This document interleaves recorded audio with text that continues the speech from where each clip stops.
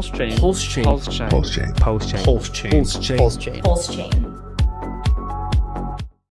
Now, if we head over to Court Listener, and we can see the page for the case of the SEC versus Richard Shugler, we can see a few updates have come in. If we scroll down to the bottom here, you can see after we reported last on this January 12th occurrings, you can see January 16th has quite a few entries here. Now, some of these, I'm not sure what they are. There's nothing to download. Some of them are, that's a vacated order. You can see a document there that's only requesting court replace filing, so we won't look at that one.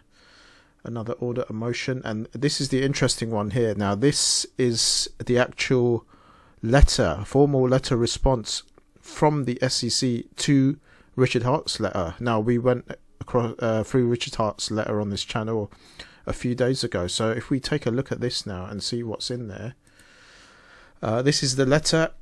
There's 5 pages in this letter. Let's have a look. I think only the first 3 have information. The rest is just the signatures and the people involved. So it's only 3 pages. We'll go through this.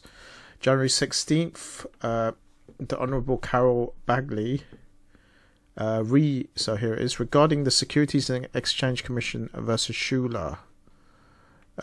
Dear Judge Amon, Plaintiff Securities and Exchange SEC respectfully responds to defendant Richard Hart and his request for pre-motion conference in connection with the anticipated motion under that part there. In an attempt to obtain dismissal, Hart seeks to minimize his role in a $1 billion offering and a multi-million-dollar fraudulent scheme to that of a sideline commentator to a global community of people who have simply chosen to run certain computer programs.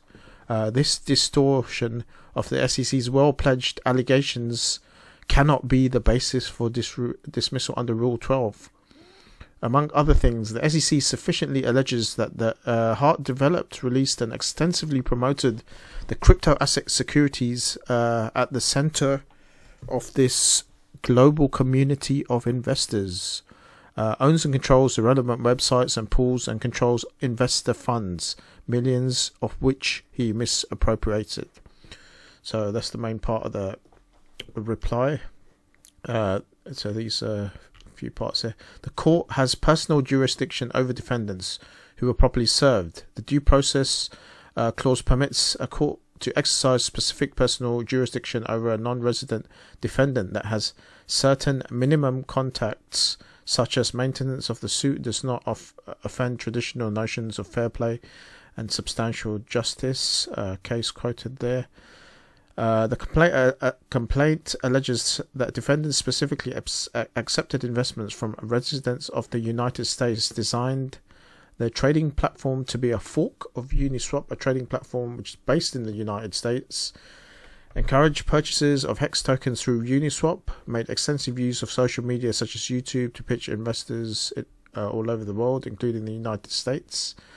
The allegations constitute more than the minimum contacts needed to satisfy traditional notions of fair play. Now, this is getting interesting because some of these points they don't really stack up. Like the people do actually run their own computer programs. We all do. It's nothing to do with Richard. So that's certainly one point there. So this is going to be a very interesting case. Personal jurisdiction. Okay, let's skip that part here. Additionally, while Hart summarily claims that services onto him was insufficient, the Finland Ministry of Justice, that the country's central authority under the Hague Convention, provided the SEC with a certificate of service in conformity with Article 6 of the Convention. So again, Richard made a very strong point there, so I'm not sure. Again, they're trying to counter all of these, but we'll see what comes out in the case. Defendant Hart sets forth several areas of which he intends to attack the Commission's complaint rule under 12b(b)(6).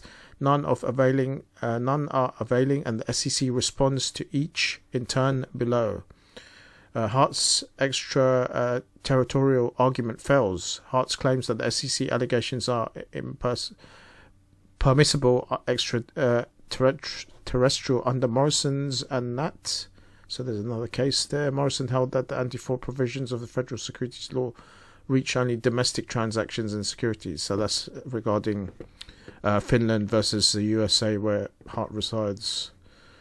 That's more the case. We'll skip through that. Nor does Morrison's transaction tests govern whether Hart offered sold securities in the US violating Section 5. Right, let's skip to this point here. Point B. Defendants offered securities. Hart argues that he did not offer or sell investment contracts because the SEC has not alleged that the crypto assets at time of issue involved common law contracts. Even assuming the SEC's allegations were so limited, Hart's position that a common law contract is required is wrong. The Supreme Court has defined an investment contract as any contract, transaction or scheme whereby a person invests his money in a commonplace enterprise and is led to expect profits solely from the efforts of a promoter or third party. So I think that's part of the Howey test. There you go, the Howey test. So that's interesting because there's many parts to the Howey test. I think there's 4 parts, and I think pretty sure Hex fails all of them. So I think Richard's going to take that part down for sure. Now let's go to point C. The complaint alleges fraud with a specificity by Rule 9b. PulseChain and Hart violated the anti-fraud provisions of the federal securities laws by misappropriating at least 12.1 million of PulseChain's investment proceeds for Hart's personal whims, including the purchase of luxury watches, high-end automobiles, and the Enigma diamond. Now, so he's simply going to bring up the fact that he was a multi-millionaire, 20 years ago, so he doesn't need 12 million of PulseChain funds to buy all that stuff. He has his own money. That should be pretty easy to refute that part there. What's this? Hart repeatedly informed the public about the development tasks that needed to be completed before PulseChain could be released, and the investment in PulseChain supported free speech ideals. Meanwhile, Hart never disclosed that he was actually using PulseChain investor funds not for the development and marketing of the PulseChain network, but for his own luxury purchases. A reasonable investor would have wanted to know about this direct misappropriation of funds. Okay, let's skip to point D. So we've got D and E. So the last 2 points here. The major questions doctrine does not warrant dismissal. Hart misapprehends the purpose and reach of the major questions doctrine in claiming that it requires dismissal. The doctrine is rooted in separation of powers, concerns, and constraints agencies, regulatory assertions. So some more cases there, which the SEC has exercised since its inception. Nor is Hart correct that with this action the SEC seeks to impose its will on the 2 trillion digital asset industry. The SEC simply seeks to redress for Hart's violations, for which lawsuit is the ultimate remedy. Right, and the final point here is the complaint violates no constitutional rights of speech and association.